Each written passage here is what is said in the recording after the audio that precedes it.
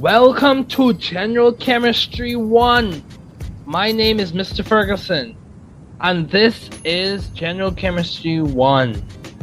I am passionate and I'm excited. It is a treat for me to be your professor this semester.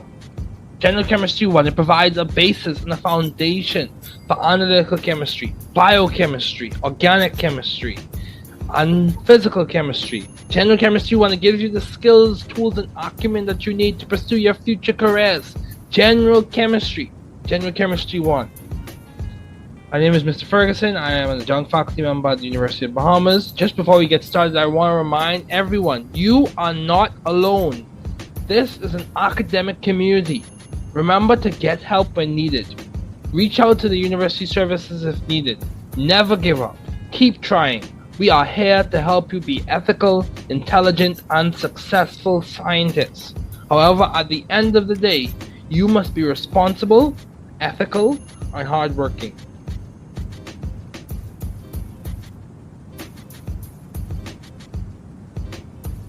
So a little bit about me. I am a value-driven individual. I want to make a value-driven impact in society using science principles. Some of my values are respect, integrity, and excellence. I expect those values to be exhibited in this class this semester. As I said earlier, I'm adjunct faculty at the University of Bahamas. Some roles I've served in: I've served as a graduate student, I've served as a Bridge Fellow, graduate student at Indiana University Bloomington. I have served as a Bridge Fellow with one of the largest scientific societies, the American Chemical Society. I have also served as a GEM Fellow with the National GEM Consortium. I have served as a podcaster for The New Chemist, the co-host of The New Chemist, as well as an author for several books. Lecture attendance is mandatory. At this time, lecture will take place via Zoom. Class assignments will be placed on the online platform. If similar information about the class is lost for the first instance, we can arrange for another copy. After that, correspond with your classmates. A lot of the information that is provided this semester will be provided electronically. Summaries of lecture notes will be uploaded and provided. My goal is to make this class as engaging and enjoyable and cognitively stimulating as possible. The course textbook is Chemistry: The Central Science by Brown, LeMay, Burstein, Murphy, Woodward, and Stoltzfus. Students in this class at UB North, an electronic version of a chemistry guidebook will be gifted at no cost. It is up to you whether you use it or not. As well as supplementary notes and problem sets will be provided at no cost. Office hours will occur via Zoom. Office hours will occur.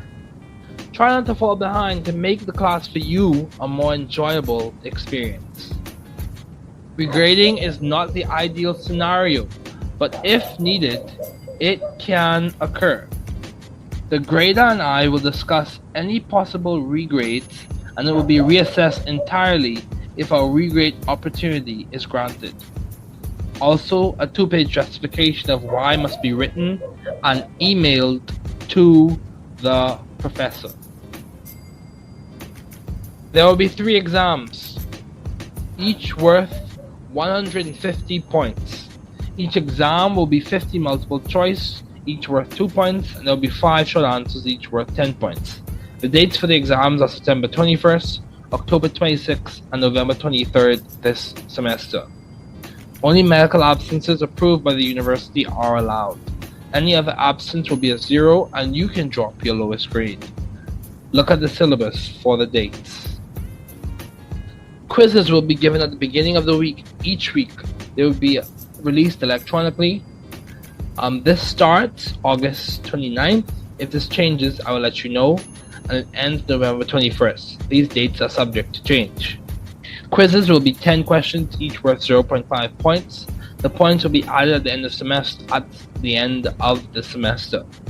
At least 70% on all the quizzes is equivalent to the addition of 1% to your overall grade.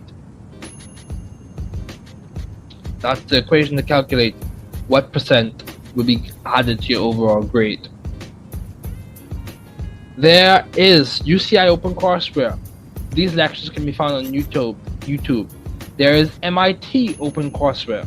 Those are available on YouTube as well. There's Khan Academy. I will provide learning casts, the equivalent of a podcast, but it'll be specifically for UB North students in my class, with the class content in a creative format. The link will be available on a YouTube channel page. Students, when possible, should become familiar with the various withdrawal and drop dates noted by the University of the Bahamas. This is your responsibility. All withdrawals are handled by the registrar. The last date for an automatic grade of W is determined by the registrar. So 1,050 points equals 100% of the class. There's the equation to calculate your grade.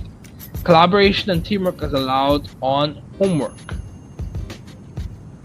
However, for the Google form with the electronic version of the homework set, a requisite hard copy picture will be mandatory for homework submission. Essentially, when you submit your homework, a hard copy of the written version of your homework is going to be required to be uploaded to submit your homework and for it to be graded.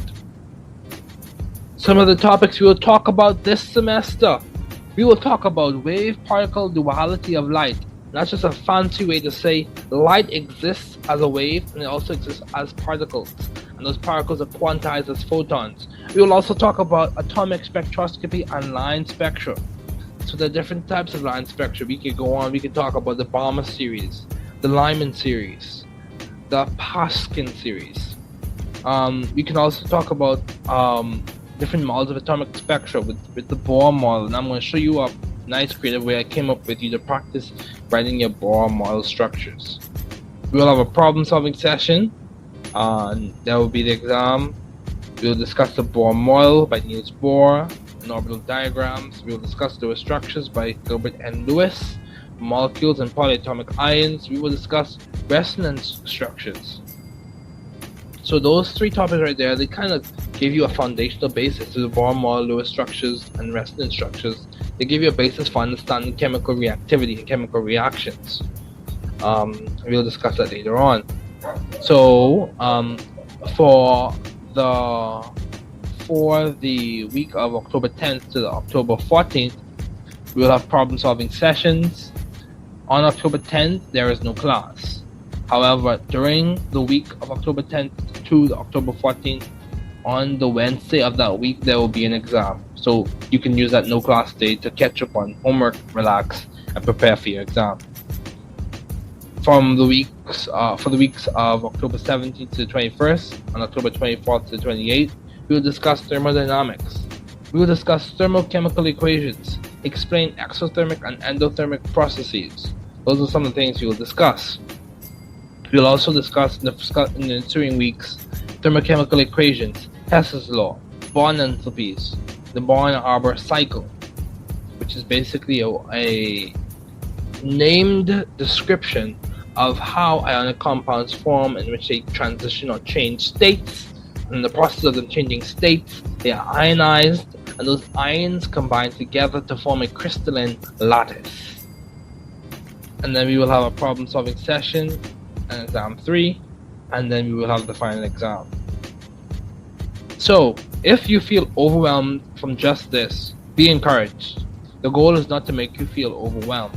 The goal is to help you to succeed and give you the capacity building experience that you need to be the successful doctor, the successful scientist, the successful researcher, the successful professor, successful person that you need to be in this society. So we're going to review some concepts at this time. Some fundamental skills I need you to have grasped. So we're going to spend a good portion of this lecture discussing fundamental skills. I will give you problems. There will be short answers, and I will also give you problems which are equations. However, in this lecture, we will discuss the concepts, and then in the practice or in the subsequent sessions and problem-solving sessions, we will discuss how to solve the problems with heuristics and algorithms. We will discuss simple ways as to how you can understand what the question is asking and how you can solve it. And then we will discuss the wave particle duality. So, the goal of this class is to teach the chemistry content in an engaging manner that is relevant to the Bahamian student and digestible for their understanding. So I want you to understand the concepts, practice the problems that are relevant to understanding that concept, learn more nuanced details about the concept, and then practice more complex problems that integrate the details and the fundamental understanding. So let me give you an example. Say we were talking about the Bohr model. First, I would give you the workbook I designed specifically for this class on the Bohr model. Have you practice those problems? Understand the Bohr model was basically a description and a representation of how atoms, when we designate their energy levels as quantized states or discrete levels, that the transition of those electrons from one energy level to the other results in the release of a frequency of light, and that is characteristic and observed as a specific color. In short, levels are quantized. Those levels provide a display of light at a specific frequency when those electrons relax. And that's the fundamental concept. More nuanced details will be how does that play out when we try to describe or understand the amount of energy that is released. And that energy is equivalent to a specific frequency, proportional rather to a specific frequency. So let's review at this time. So I'm going to walk you through this review.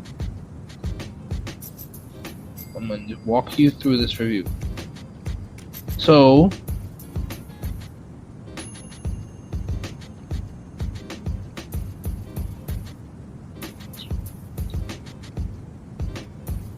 okay. So everyone, I designed the guidebook with the intention of teaching the content in a creative way.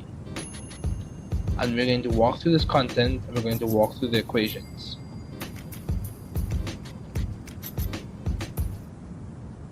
So as we begin this class, I want you to think about how will college be different from grade school?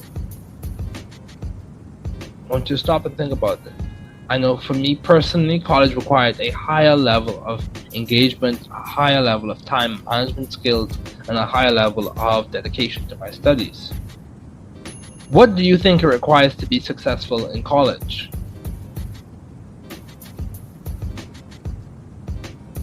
Success in college requires a number of factors, and they vary from person to person. However, one thing we know is that success requires you operating with self-discovery. Just hold on a second.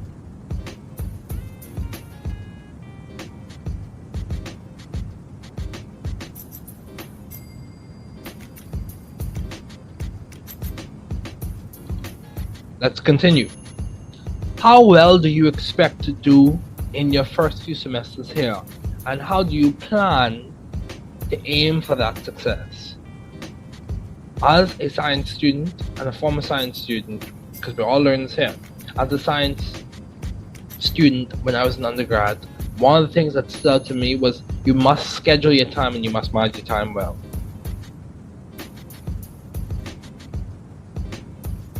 So the important thing for you to understand here, yes, there are animations, and the animations are placed there to make this discussion engaging for you. So the important things to think about is, what is your learning style? How do you learn best? Are you an auditory learner? Are you a visual learner? Do you need to write it out?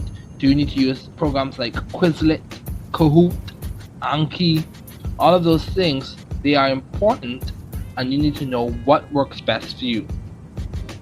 If you're trying to understand what it entails for a career, there are podcasts you can listen to. There are a variety of things out there. This experience in this class will be what you make of it. I will try to give you the opportunities, the facilities, the resources for you to succeed. However, the work and the onus is on you. You must be dedicated, motivated, and encouraged to work well. So what time management strategies and group studying approaches can you use to ensure learning and academic success? So essentially, do you need to use Google Calendar? Do you need to use Outlook? Do you need to use a hard copy planner? I use both Google Calendar and a hard copy planner. You have to find what works for you and implement that strategy. Later on, we will discuss, and I will show you a video on strategy before this lecture ends. The importance of strategy. Strategy is more than just planning. It must be strategic. Now, some big ideas that this college chemistry covers, some of which we will discuss in the context of this semester. All matter is composed of atoms, and intermolecular forces and bonding explains their properties. Simply put, matter, things like solids, liquid, gases, ice, for example, is a solid, liquid, water, and gas would be water vapor. All of those things are composed of atoms. Those atoms are bonded together, covalently of course, to form H2O. Within or among those H2O molecules, there are intermolecular forces, and those intermolecular forces are hydrogen bonds. Those hydrogen bonds help us understand the physical and chemical properties of water. It's important for you to understand that. Everything boils down to the compositional units of the matter or the object you are describing. Chemical reactions involve intramolecular and intermolecular changes. Chemical reactions, whether they be double displacement, addition, substitution, displacement, single displacement, whatever the type of reaction that's being discussed or displayed, chemical reactions involve intramolecular, so we're talking about the bonding, and intermolecular, we're talking about what happens in between those molecules, those changes.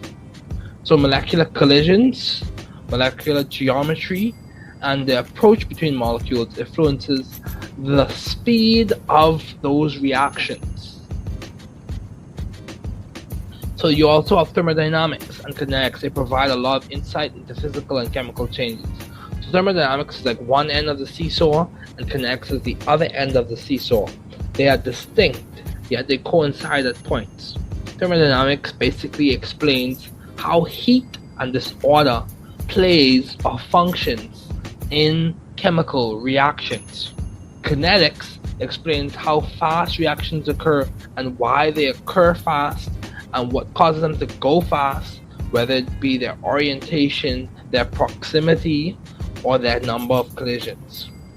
So equilibrium and thermodynamic parameters such as entropy, which is a fancy way to describe disorder, enthalpy, which is basically how you describe the heat energy of a reaction, and Gibbs free energy, which describes the capacity of the reaction or the molecule to do work of the reaction, or to do work.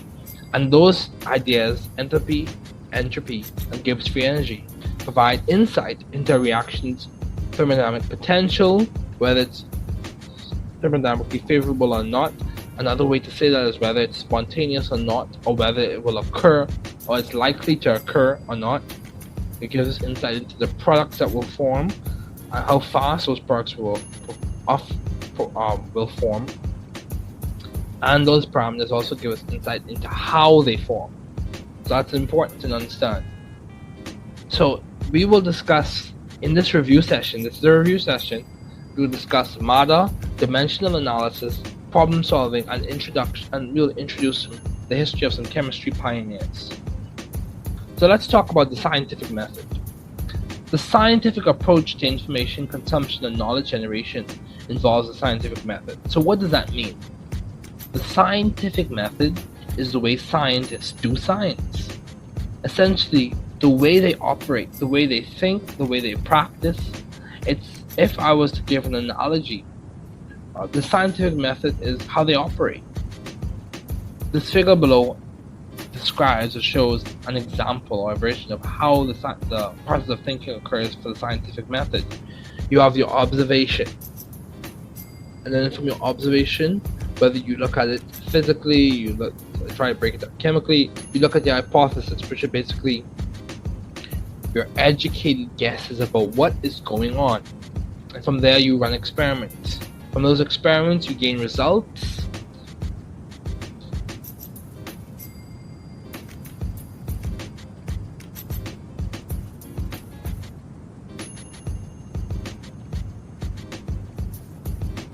From those experiments, you gain results, and from those results, you gain conclusions.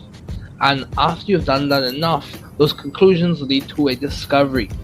And discovery goes along and gives you an idea or theoretical explanation as to what is going on. And then we have our physical or scientific law.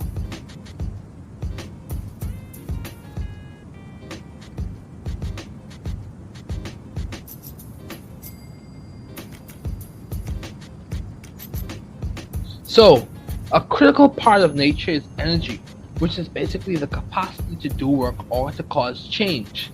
Those changes can be physical or chemical. Now, let's keep this in mind. Matter is anything that has mass or a definite volume. There are several states of matter, which are solid, liquid, gas, and plasma. The main states we'll discuss in this class are solid, liquid, and gas.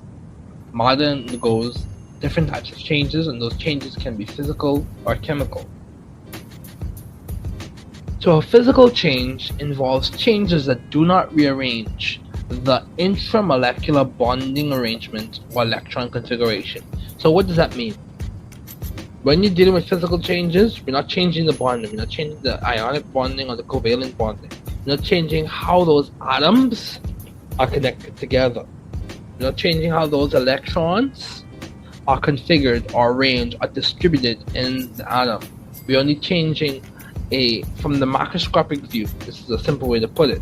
From the macroscopic view, we change the state. So for example, with water, a physical change for water will be melting. So when the ice goes to water, or when the water goes to a vapor, those are all physical changes. The hydrolysis or the electrolysis of those water molecules, of the atoms in those water molecules, the splitting of those things, that is a chemical change. Simply put, physical properties of substances such as ductility, physical state, appearance, so like color, texture, whether it's rough or smooth, those are the things that change when we're talking about physical changes. A chemical change, on the other hand, is a change that affects the intramolecular bonding arrangement of the chemical properties, such as the electron configuration or the chemical bonding of the substance. So when we talk about electron configuration, we're talking about how the electrons are distributed within the atom or the molecule. We'll discuss those things later. In terms of chemical bonding, we're talking about ionic, which occurs between metals and non-metals, or covalent, which occurs between non-metals, or metallic, which occurs within metals. We're talking about that fundamental level of bonding. So it requires, if you think about it, because those particles require a good bit of energy to be bonded together through these interactions that we call Coulombic interactions. Because of that, we know that it requires a good bit of energy for that to occur. So that requires a specific type of change, and that is chemical changes. So let's also talk about measurements. Measurements are important in science. These values are important because they affect the data's precision, so how close the measured values are to each other, and the data's accuracy, how close are the measured values to the true value. So precision, if you were to think of a dartboard has different ranges. If you hit within the same area, so if you hit all of the darts on one location of the dartboard, all of them go in one area of the dartboard, that is precision. If you hit all of them on the bullseye, that is accuracy. So some SI units. The SI units would be that are commonly discussed in chemistry: a length, which is in the SI unit of meter; time, which is in the SI unit of second; amount of substance, which is in the SI unit of mole; electric current, which is in the SI unit of ampere; temperature, which is in the SI unit of Kelvin; and luminous intensity, which is in the SI unit of candela. It's also important to remember that mass is in the SI unit of kilogram. So there are significant figures that are important. Significant figures. Some rules to keep in mind. There are 4 rules I want you to remember in this class. non-zero digits are always significant. Any zero contained between non-zeros is significant. For example, 203 or 203, the zero in between 2 and 3 is significant. Leading zeros are typically not significant. Final zeros or trailing zeros are significant only after the decimal. So these are important rules to remember, significant figures. So in this section we will provide analysis as to how to do dimensional analysis calculations. So if you think back to when you did BGCSE chemistry, there were these calculations that you had to do. They were called they were discussed under the name or moniker stoichiometry. So that is a simplified version of dimensional analysis. So the thing that you have to think about, and that should be spelled chemistry, so excuse that. Things you have to think about. You have to look for what are you given, what is in your hand, what is on the paper, what values have you been given to solve this problem. Solve for, what are you aiming for, what value or specific parameter are you aiming for. The other info in the problem, that is something that you want, details of the problem, those are things you want to think about. That's step 3. The conceptual plan, how will you solve the problem. Solution, what will you do to solve that problem, and then you check it out. You check it with your intuition, your fundamental understanding of the concepts. You're going to check it out with that, and you're going to solve the problem. So step 1, you look at your given info. Step 2, you solve for a specific variable. Step 3, you look at the other info. You keep the problem in context. Step 4, you come up with how you're going to solve it, your conceptual plan. Step 5, you give your solution. Step 6, you check out your solution and see if it makes chemical sense. So this is a general idea. You look at the number of objects over 1 times the related object over 1 object and decide SI unit over the unit. So this is how you would generally solve a metric problem. So let's think of an example. Say for example we want to solve for the length of a group of hydrogen atoms. So in this basic step, we use the number of objects given in the problem as the basis for conversion and solutions. That is going to be step 1. So the number of atoms in 1 mole is Avogadro's number 6.02 times 10 to the 23rd. Those are the number of atoms in 1 mole of hydrogen. And then we think of a ratio. So we have the 1 mole, we have the number of atoms of the object. So as we said earlier, the number of objects, we know the number of objects. Now we're going to relate it to something over 1 object. So if we want to solve for the length of a group of hydrogen atoms, we look at 1 mole, 6.02 times 10 to the 23rd atoms, times 212 picometers over 1 atom. And then from there, we discuss or we note how long is that picometer? How long is a picometer? And so we know that 10 to the 12 picometers equals 1 meter. And we calculate it out and we get 1.28 times 10 to the 8 meters. Sorry for the missing unit. We get 1.28 times 10 to the 8 meters, and that's the length of a group of hydrogen atoms if they were all placed in one line together. So what is a derived unit? So we just discussed how you solve for metric analysis problems, and I will give you some of those to solve. What is a derived unit? A derived unit is a combination of other units. Examples of derived units are those for force, which is kilogram meter per second squared, which is force is equal to mass times acceleration. So kilogram is the unit for mass, meters per second squared is the unit for acceleration. You multiply those two, you get kilogram times meter over second squared. And for momentum is mass times velocity. And from that we get that the unit for that is kilogram meter per second.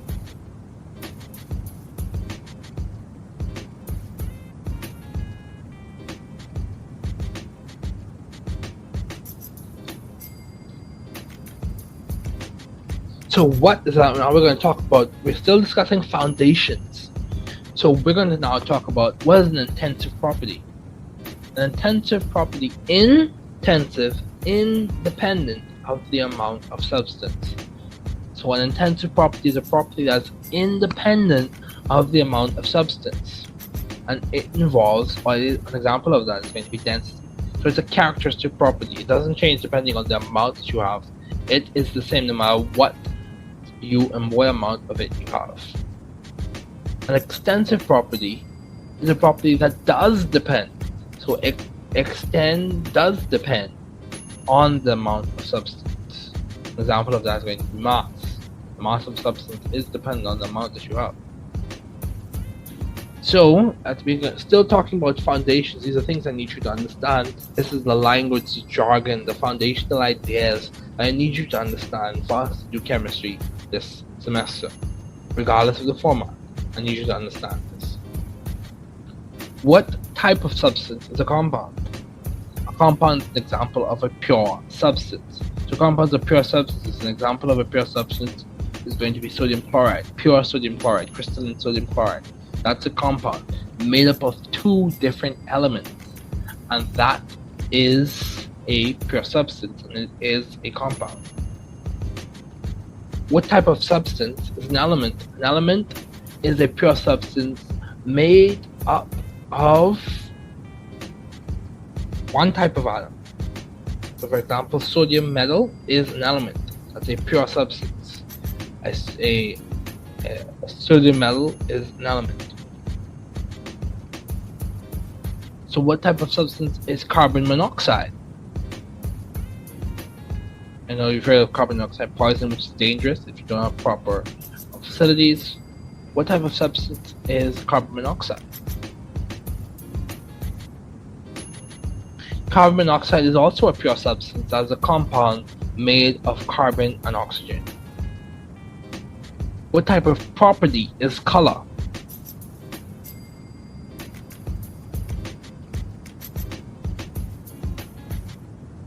Color is a physical property and does not necessarily require the intermolecular bond breaking to be observed, although some electronic transitions do result in color changes, and that's where we get the atomic spectral series from. So it's interesting how they interplay. What are the rules for significant figures?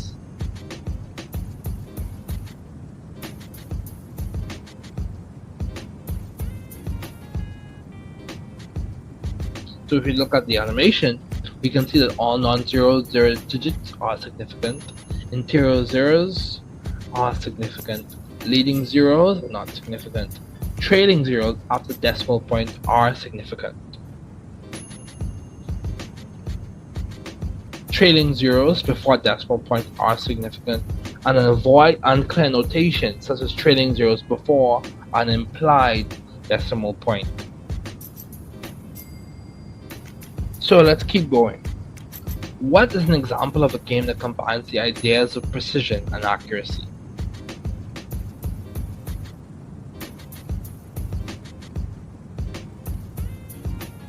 Darts. Darts is an example of a game that combines the ideas of precision and accuracy.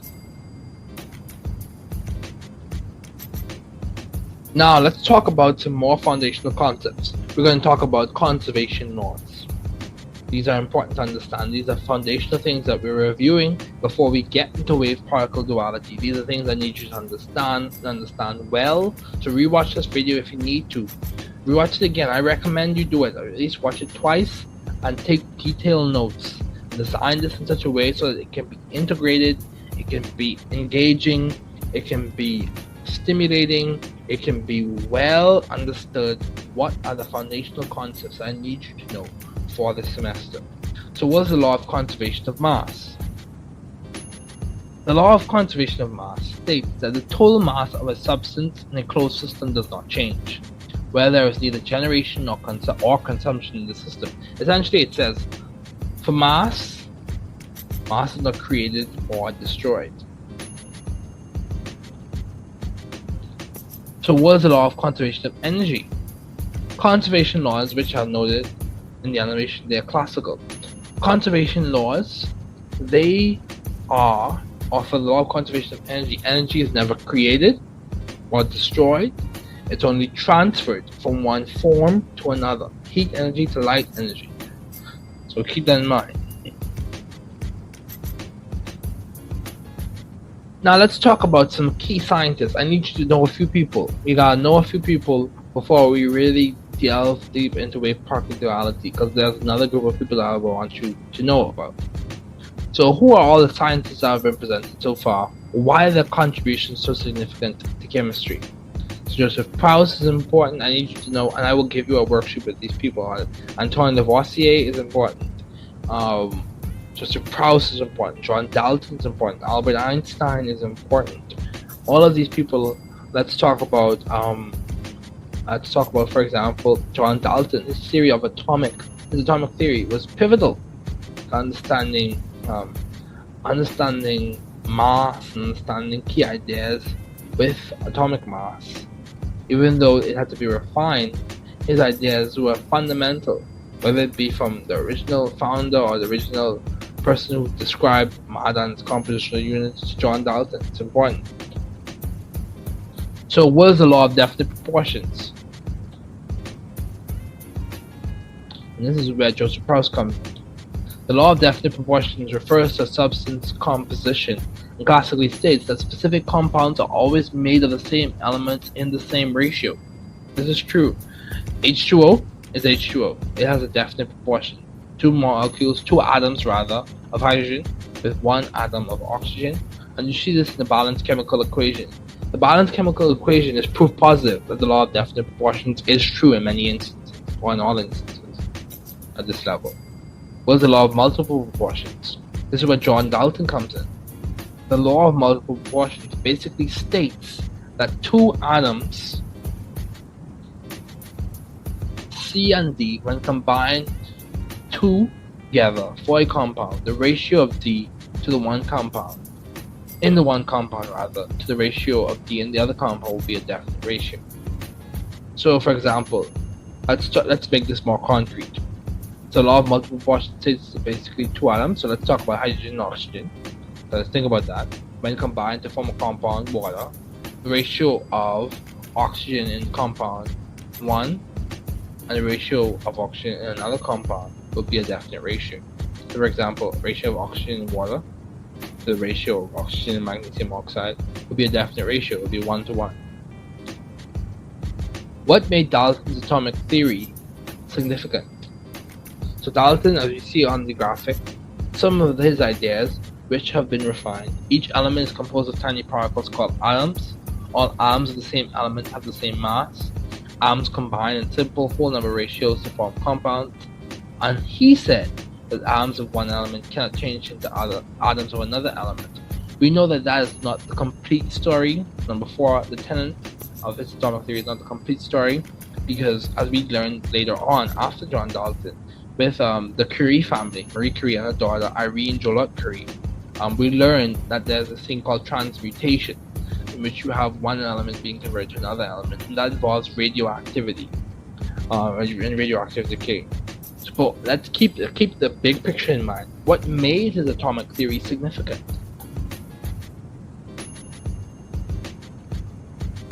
His ideas have been adjusted,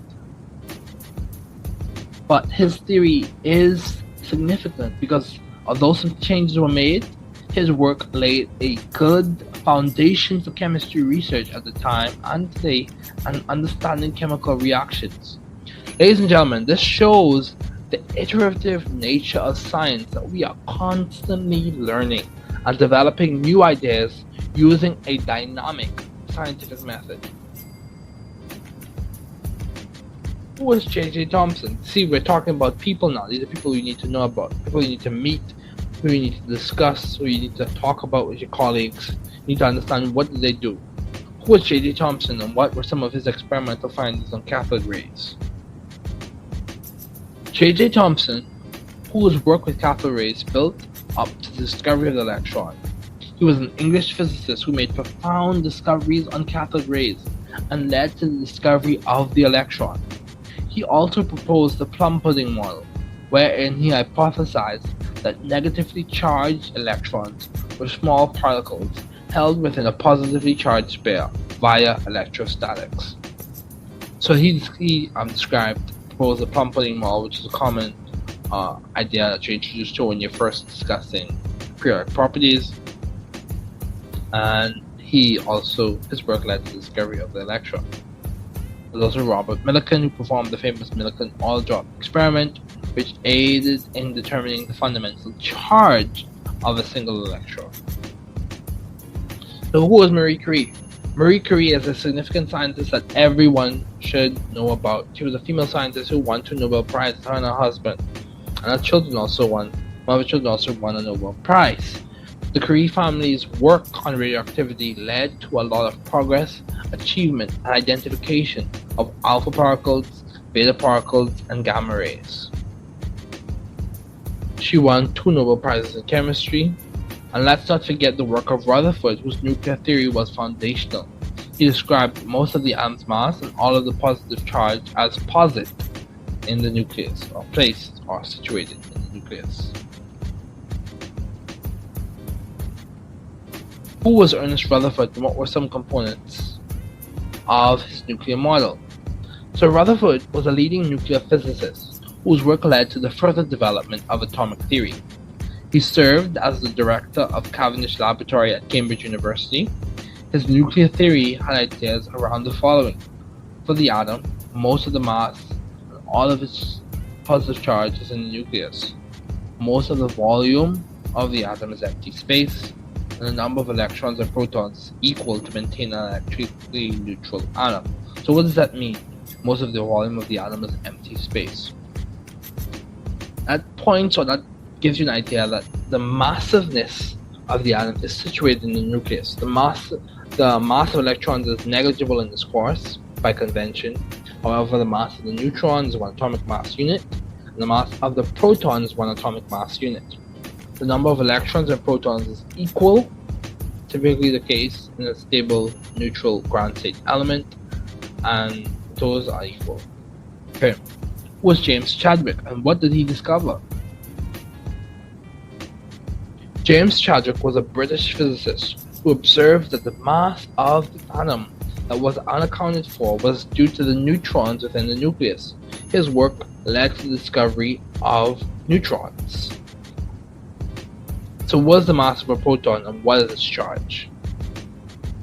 Take a few seconds, guess, think about it.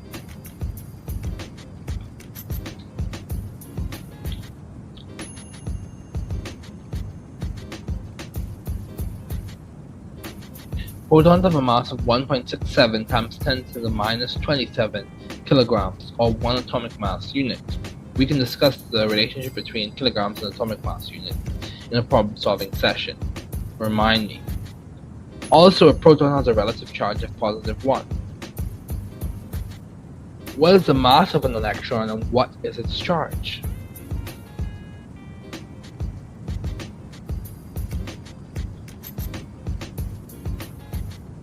Electrons have a mass of 9.1 times 10 to the minus 31 kilograms, or 5.5 times 10 to the minus 4 atomic mass units. Also, a electron, has a relative charge of minus 1. So I want to just narrow in on some quick ideas from this animation. Niels Bohr was very important in general chemistry.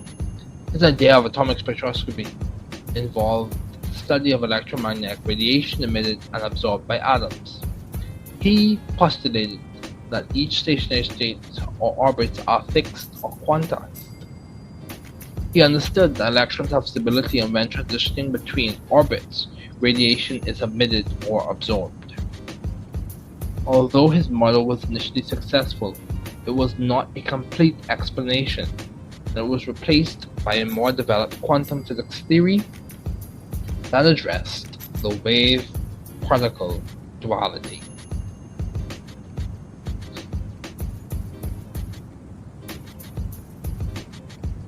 And that's very important. That kind of leads us into the idea of wave-particle duality. So, what is the mass of a neutron, and what is its charge? just before we transition into wave-particle duality, let's just continue going over a few foundational concepts. The mass of a neutron. The neutron has a mass of 1.67 times 10 to the minus 27 kilograms, or 1 atomic mass unit. Also, a neutron, has a relative charge of 0. What are the symbols for atomic number and atomic mass? The symbol for atomic number is Z, and the symbol for atomic mass is A. So, now, let's discuss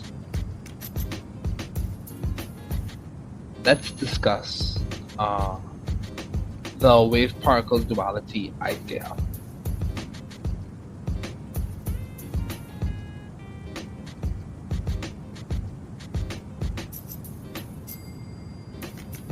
So, before we get to wave-particle duality, I want to introduce you to the Schrodinger's cat thought experiment. Before we get to wave-particle duality, I want to introduce you to that, and then we'll discuss wave-particle duality. But actually, before we get to showing you the images and describing it to you in the format we were just discussing it, I'd like to show you a reference text that you can use as you do your studies.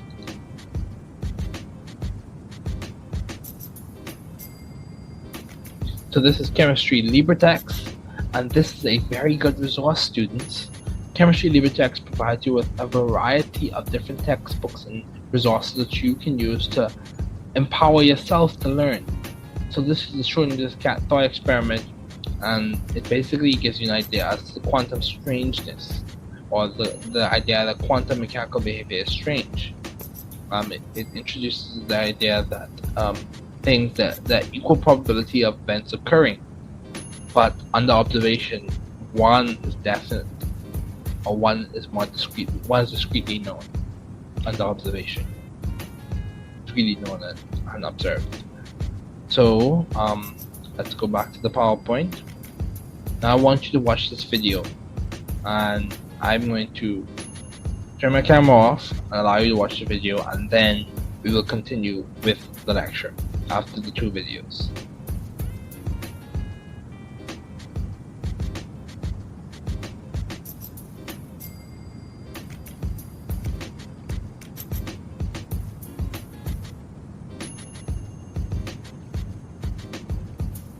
Video 2, and then we'll continue with the lecture.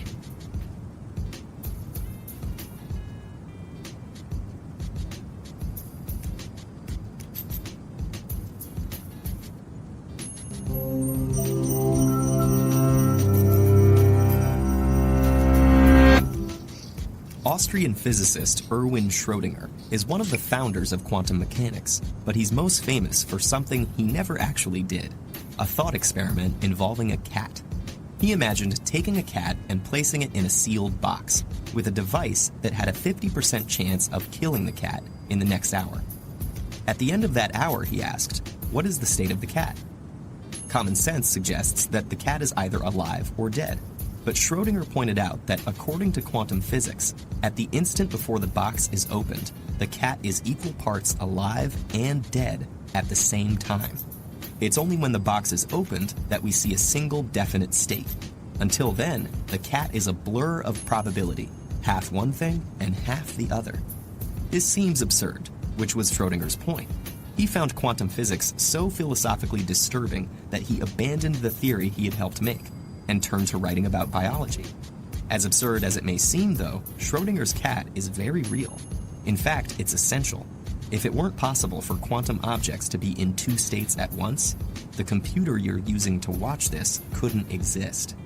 The quantum phenomenon of superposition is a consequence of the dual particle and wave nature of everything.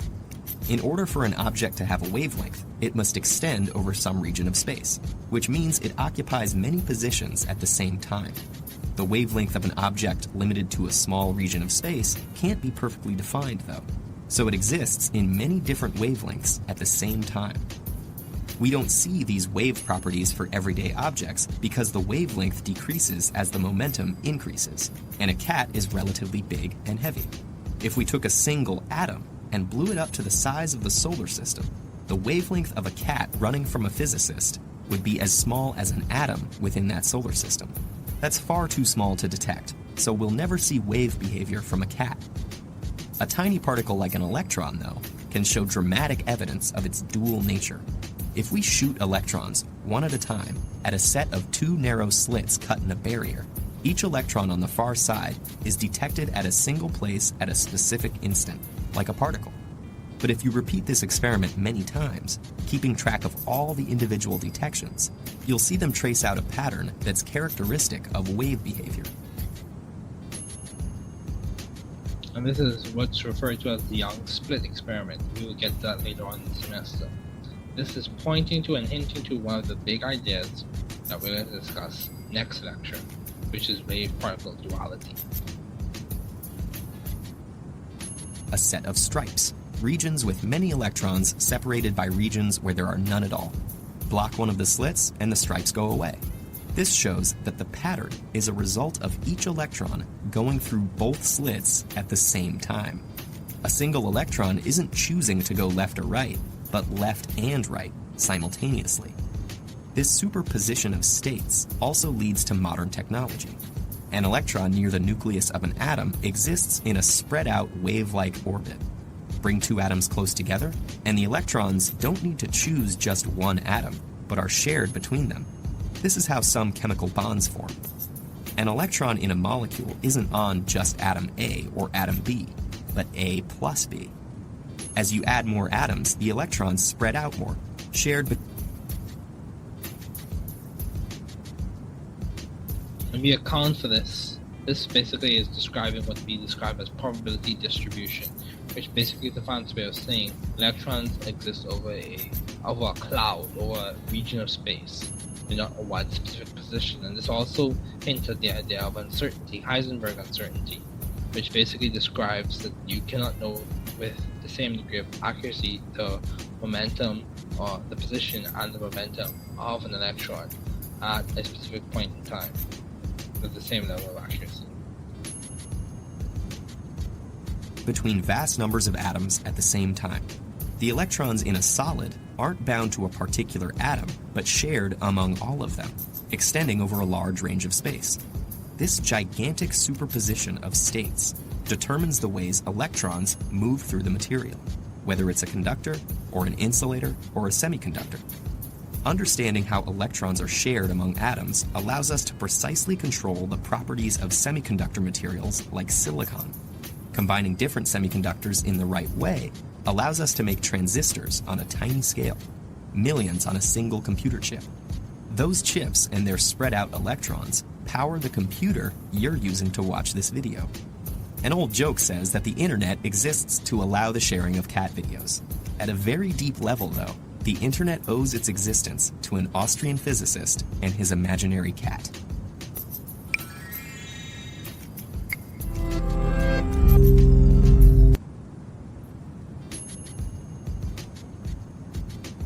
So this, ladies and gentlemen, this is a description of the Schrodinger's cat thought experiment. We will discuss this before the lecture ends. However, just make a quick note, feel free to go to YouTube and get more of these TED videos.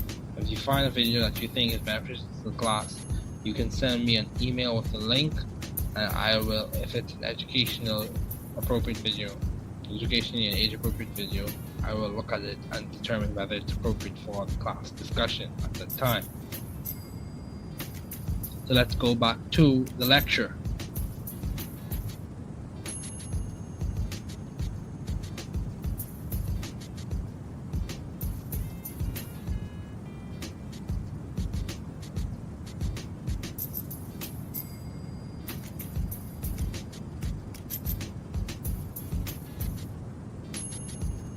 Just before we conclude, I want to discuss Schrodinger's cat thought experiment, and then we will conclude this lecture for today. Now, just in case you didn't get it the first time, I want to explain it to you from the animations I've designed for this class. So with this, we have showed just cat thought experiment. In the thought experiment, you put a cat in a steel chamber for an experiment, and this whole scenario is just an imagination or an imaginary experiment. In the chamber, there is radioactive material and a mechanism that, upon emission of an energetic particle by one of the radioactive atoms, a hammer breaks a flask of poison and results in a dead cat. Yeah, this is amazing. If the chamber is closed and you do not observe what is going on, there is equal probability that both the cat is dead and the cat is alive, by virtue of the system being observed. So let's Bahamianize this thought experiment. So let's begin. Imagine there was an oil and beach spill by a pond in Niagara. The area is enclosed by a mind your business fence, so you must enter the area to observe what occurs. If the flamingo in the area drinks from the pond, the flamingo will die in the area. If you are not around to observe what occurs in that pond area, and the pond area is enclosed, the flamingo has equal probability of being dead and being alive by virtue of the fact that the system is not observed. So what does this point to? Don't get lost in the details. What does this point to? This points at quantum mechanical behavior and uniqueness and the strange nature of it. It also hints at how quantum mechanical behavior does not exactly transfer for an understanding of macroscopic behavior. There is uncertainty and indeterminacy. Yes, the behavior of electrons is strange. And as we conclude, I want to remind you, many of these scientists met at a specific conference called the Solvay Conference, where all brain physicists meet. And if you look at the picture, there's a characteristic picture of many of the scientists, in which it's one photograph of Einstein, Heisenberg, all the others, and that was at the Solvay Conference. Next lecture, we will discuss the wave-particle duality and other scientists. Once again, thank you again. I'm excited to be teaching this semester. I hope we're able to accomplish a lot, learn a lot. Remember, I expect you to be hardworking, ethical, and responsible. Remember, you are not alone.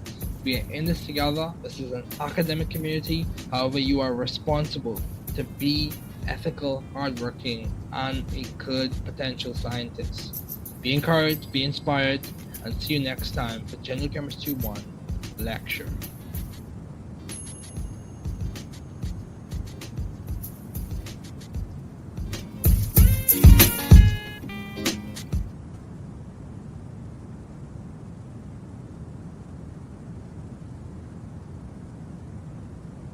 Bienvenidos a Química General 1. Mi nombre es Sr. Ferguson y este es el General. Química 1 me apasiona y estoy emocionado. Es un placer para mí ser su profesor este semestre. Química General 1 proporciona una base en la fundación de química analítica, bioquímica, química orgánica y química física. Química General 1 le brinda las herramientas de habilidades y la perspicacia que necesita para seguir sus futuras carreras.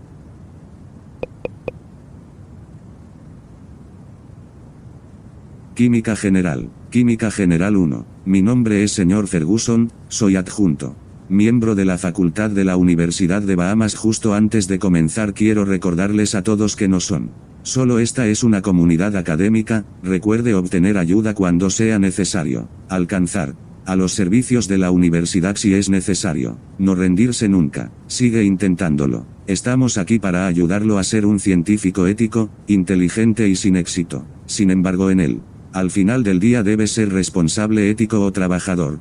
Entonces, un poco sobre mí. Soy una persona impulsada por valores. Quiero tener un impacto impulsado por valores en la sociedad utilizando principios científicos. Algunos de mis valores son el respeto, la integridad y la excelencia. Espero que esos valores se muestren en esta clase este semestre. Como dije antes, soy profesor adjunto en la Universidad de Bahamas. Algunas de las funciones en las que me he desempeñado como estudiante de posgrado, me he desempeñado como Bridge Fellow, estudiante de posgrado en la Universidad de Indiana en Bloomington. He servido como miembro puente en una de las sociedades científicas más grandes, la American Chemical Society. También me he desempeñado como becario GEM en el Consorcio Nacional GEM. Me he desempeñado como presentador de podcasts para New Chemist, coanfitrión de New Chemist y autor de varios libros.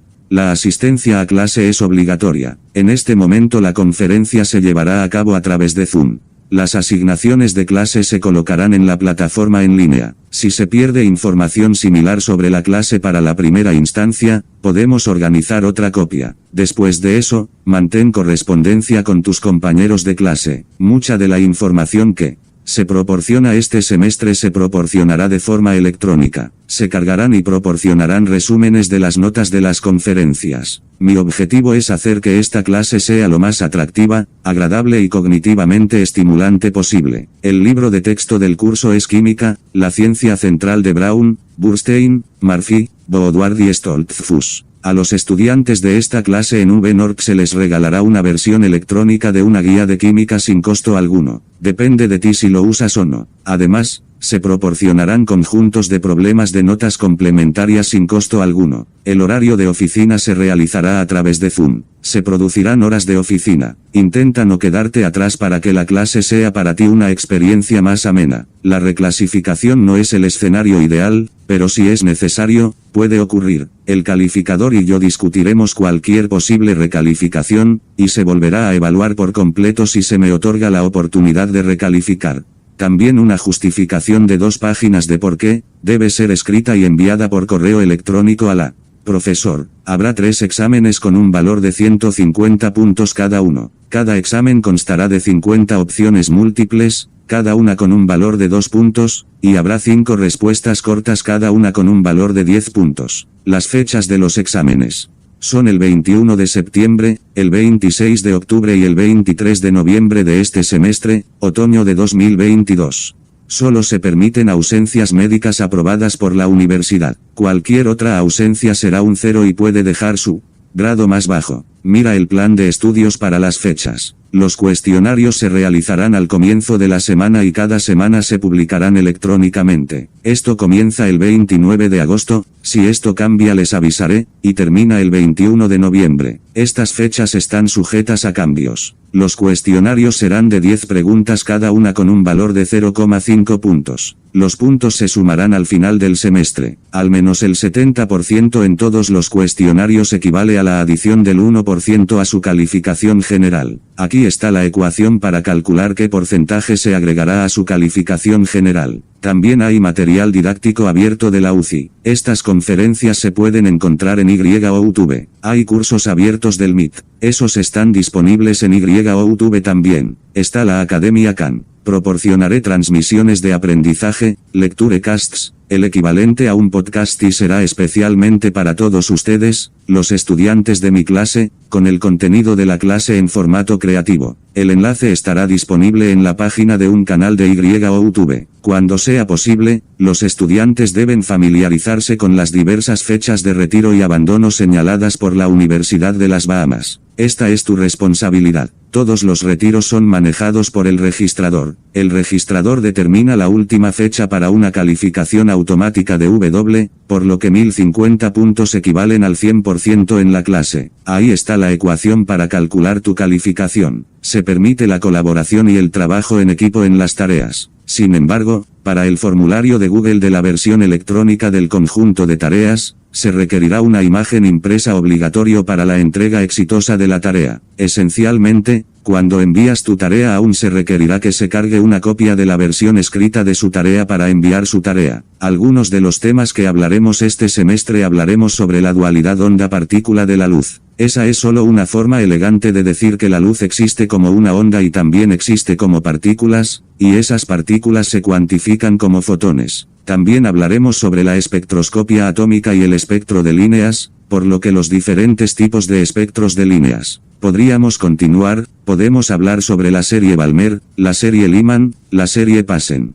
También podemos hablar sobre los diferentes modelos de espectros atómicos con el modelo de Bohr y les mostraré una manera agradable y creativa que se me ocurrió para practicar escribir las estructuras de su modelo de Bohr. Tendremos una sesión de resolución de problemas, habrá el examen. Discutiremos el modelo de Bohr de Niels Bohr y los diagramas orbitales. Discutiremos esas estructuras por Gilbert N. Lewis, Molecules and Polyatomic.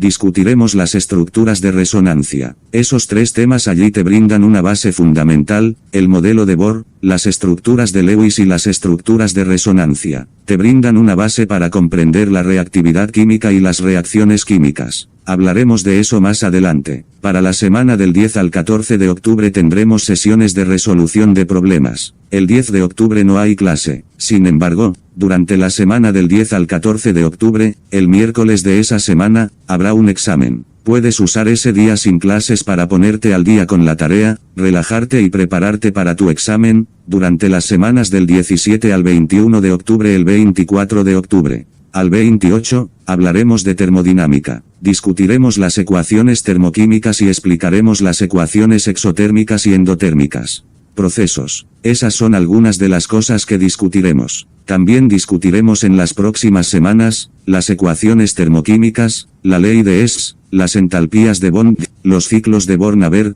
que es básicamente una descripción con nombre de cómo los compuestos iónicos. Forma, en la que se produce una transición o cambio de estado. En el proceso de cambio de estado, se ionizan y esos iones se combinan para formar una red cristalina. Luego, tendremos una sesión de resolución de problemas y el examen 3. Luego, tendremos el examen final. Si te sientes abrumado, solo por esto, anímate, el objetivo no es hacerte sentir abrumado. El objetivo es ayudarlo a tener éxito y brindarle las experiencias de desarrollo de capacidades que necesita para ser el médico exitoso, el científico exitoso, el investigador exitoso, el profesor exitoso, la persona exitosa que necesita para ser en la sociedad. Vamos a repasar algunos conceptos. En este momento, hay algunas habilidades fundamentales que necesito que hayas comprendido. Vamos a pasar una buena parte de esta conferencia discutiendo las habilidades fundamentales. Te daré problemas. Habrá problemas de respuesta corta y también les daré problemas basados en ecuaciones. En esta lección discutiremos los conceptos y luego la práctica. En las sesiones posteriores y en las sesiones de resolución de problemas, discutiremos cómo resolver los problemas con heurísticas y algoritmos. Discutiremos formas simples de cómo puede entender lo que está haciendo la pregunta y cómo puede resolverla. Luego discutiremos la dualidad onda-partícula. El objetivo de esta clase es enseñar el contenido de química de una manera atractiva que sea relevante para el estudiante de las Bahamas y digerible para su comprensión. Quiero que comprenda los conceptos, practique problemas que sean relevantes para comprender ese concepto. Aprenda detalles más matizados sobre el concepto y luego practique problemas más complejos que integren los detalles y la comprensión fundamental.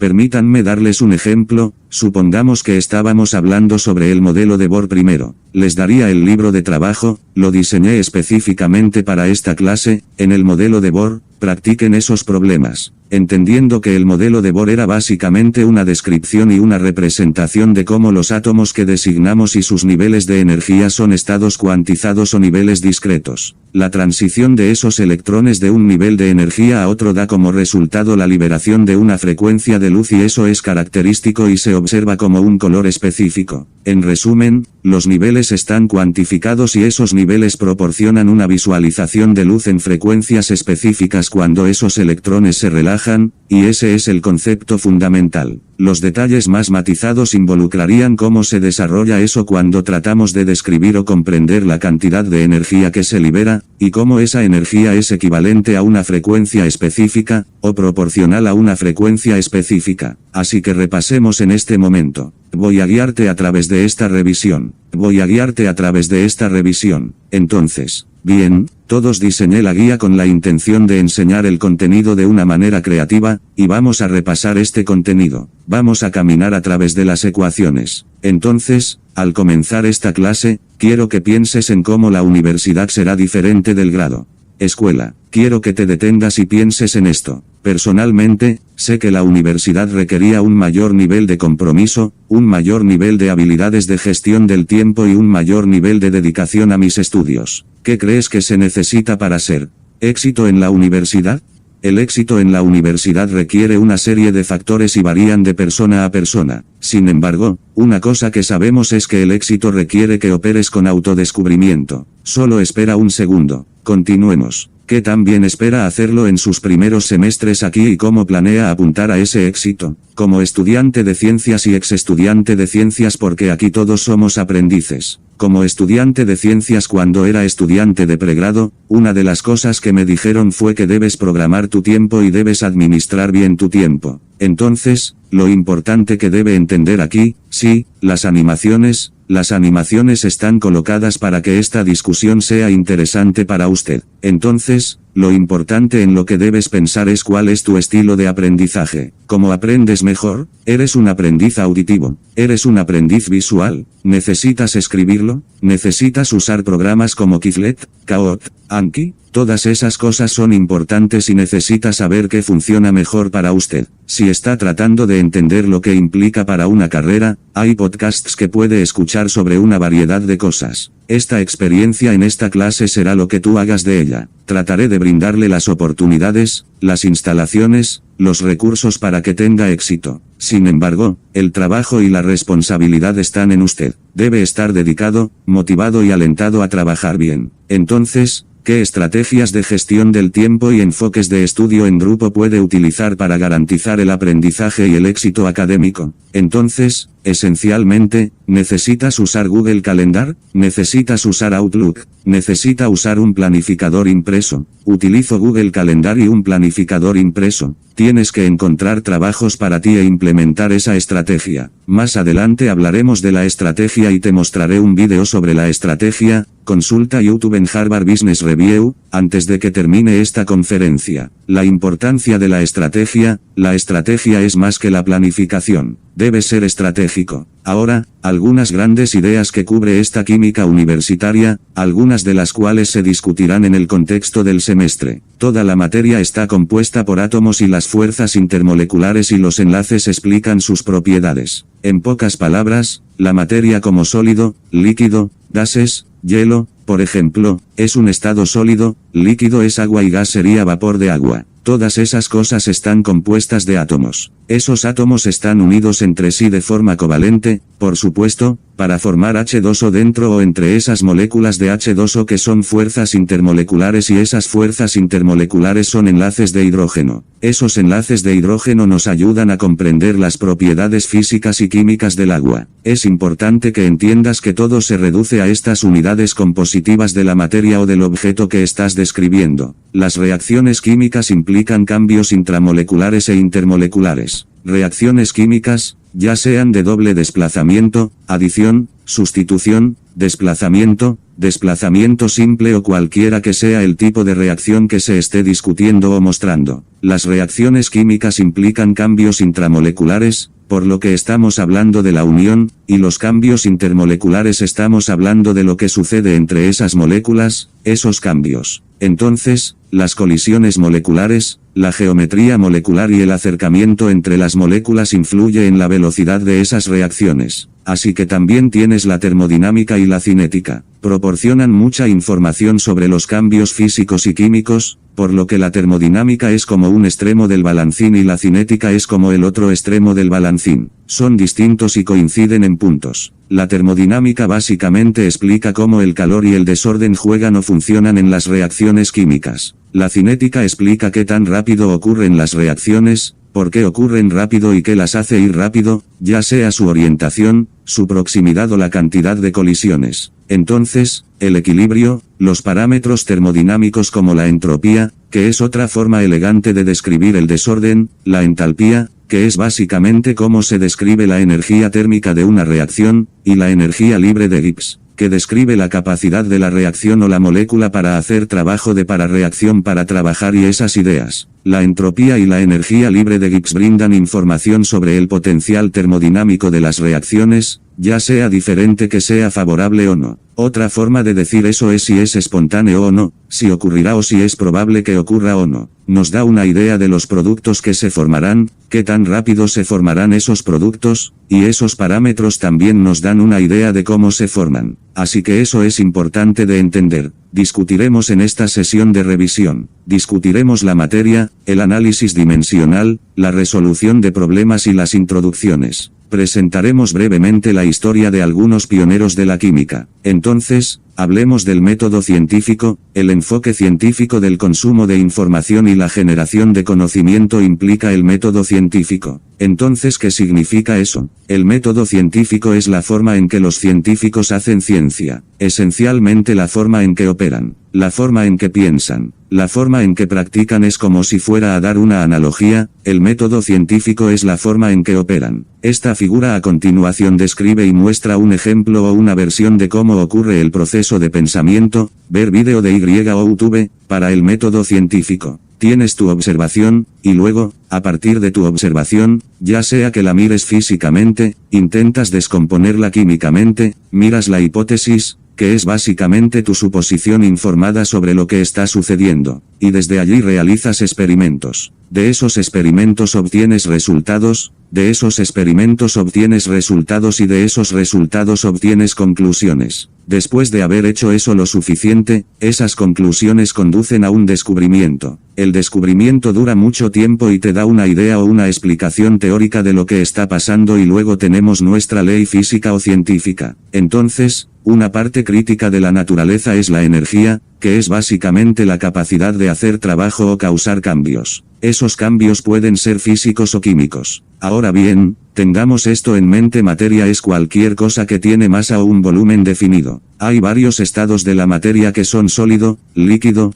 gas y plasma. Los estados principales que estamos discutiendo en esta clase son sólido, líquido y gas. La materia pasa por diferentes tipos de cambios y esos cambios pueden ser físicos o químicos. Entonces, un cambio físico implica cambios que no reorganizan la disposición de enlaces intramoleculares o la configuración electrónica. Entonces, ¿qué significa eso cuando estás lidiando con cambios físicos? No estás cambiando el vínculo. No estamos cambiando el enlace iónico o el enlace covalente, no estamos cambiando cómo esos átomos están conectados entre sí. No estás cambiando cómo se configuran, organizan o distribuyen esos electrones en el átomo. Solo estamos cambiando a partir de la vista microscópica. Esta es una forma simple de decirlo desde la vista microscópica. Cambiamos el estado, por ejemplo, con el agua, un cambio físico para el agua se derretirá. Cuando el hielo se convierte en agua o cuando el agua se convierte en vapor, todos son cambios físicos. La hidrólisis o la electrólisis de esas moléculas de agua o los átomos en esas moléculas de agua, la división de esas cosas es un cambio químico. En pocas palabras, las propiedades físicas de las sustancias, como la ductilidad, el estado físico, la apariencia como el color o la textura, ya sea áspera o lisa, son las cosas que cambian cuando hablamos de cambios físicos. Un cambio químico, por otro lado, es un cambio que afecta la disposición de enlaces intramoleculares de las propiedades químicas, como la configuración electrónica o el enlace químico de la sustancia. Cuando hablamos de la configuración electrónica estamos hablando de cómo se distribuyen los electrones dentro del otro o de la molécula. Discutiremos esas cosas más adelante en términos de enlace químico. Estamos hablando de enlaces iónicos que ocurren entre metales y no metales o covalentes que ocurren entre no metales, o enlaces metálicos que ocurren dentro de los metales. Estamos hablando de ese nivel fundamental de enlace. Entonces, si lo piensas, requiere que esas partículas se unan con una buena cantidad de energía a través de estas interacciones que llamamos interacciones colómbicas. Por eso sabemos que se requiere una buena cantidad de energía para que ocurra lo que requiere un tipo específico de cambio y ese es el cambio químico. Así que hablemos también de las medidas. Las medidas son importantes en la ciencia. Estos valores son importantes porque afectan la precisión de los datos, por lo tanto, ¿qué tan cerca están los valores medidos entre sí y la precisión? ¿Qué tan cerca están los valores medidos del valor real? Entonces, precisión, si tuviera que pensar en un tablero de dardos tiene diferentes rangos, si golpea dentro de la misma área, por lo que si golpea todos los dardos en una ubicación del tablero de dardos, todos van en una área de la diana, eso es precisión. Si aciertas a todos en la diana, eso es precisión. Entonces, algunas unidades sí, las unidades sí serán, que se discuten comúnmente, la química es la longitud que está en la unidad de metro, el tiempo que está en la unidad si de segundo, cantidad de sustancia que se encuentra en la unidad si de mol, corriente eléctrica que está en la unidad si de amperio. temperatura que está en la unidad Psi de Kelvin, e intensidad luminosa que está en la unidad Psi de candela. También es importante recordar que la masa está en la unidad Psi de kilogramo. Así que hay cifras significativas que son importantes. Las cifras significativas tienen algunas reglas a tener en cuenta. Hay 4 reglas que quiero que recuerdes en esta clase. Primero, los dígitos distintos de 0 siempre son significativos. Cualquier 0 contenido entre distintos ceros es significativo. Por ejemplo 203, a 203, el 0 entre 2 y 3 es significativo. Los ceros iniciales normalmente no son significativos. Los ceros finales o los ceros finales son significativos solo después del decimal. Estas son reglas importantes para recordar acerca de las cifras significativas. Por lo tanto, a modo de instrucción, proporcionaremos un análisis sobre cómo hacer cálculos de análisis dimensional. Entonces, si recuerdas cuando hiciste química BGCSE, había estos cálculos que tenías que hacer. Fueron llamados estoichiometría C, fueron discutidos bajo el nombre o apodo de estequiometría. Esa fue una versión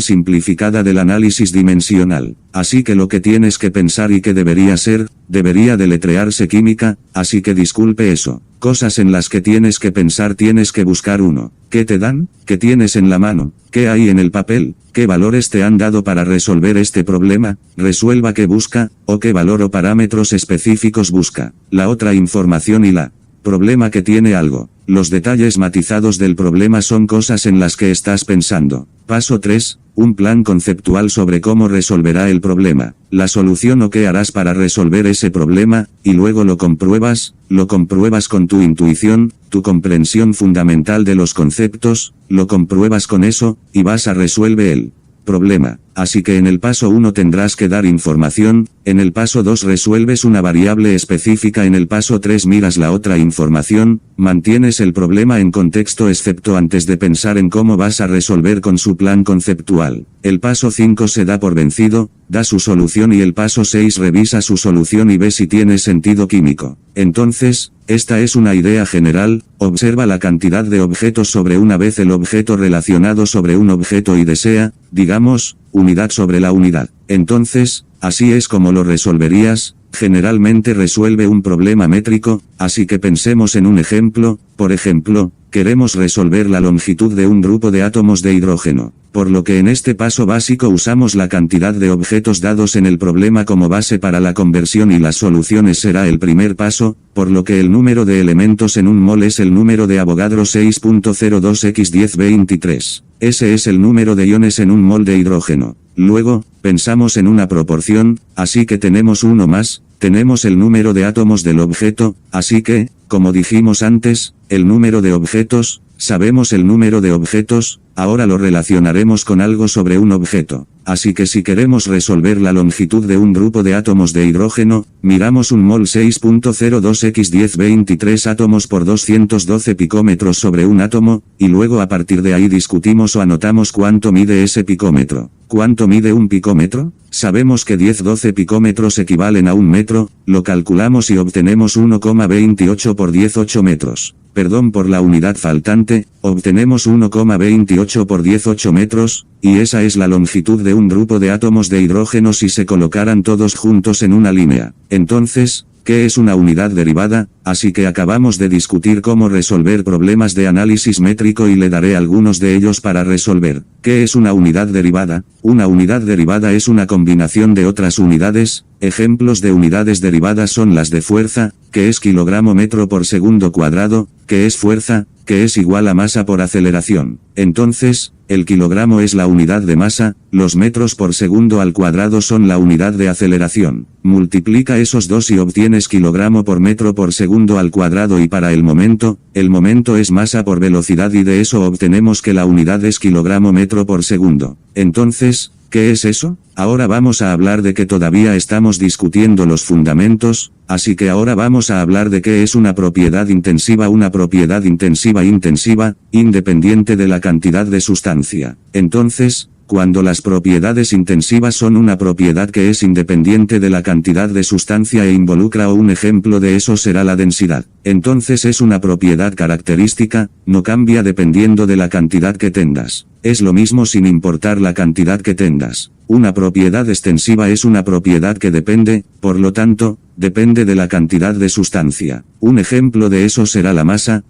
de la sustancia depende de la cantidad que tengas. Entonces eso ha sido, todavía estamos hablando de fundaciones. Estas son cosas que necesito que entiendas, este es el lenguaje, la jerga, las ideas fundamentales, necesito que entiendas rápido para hacer química esto.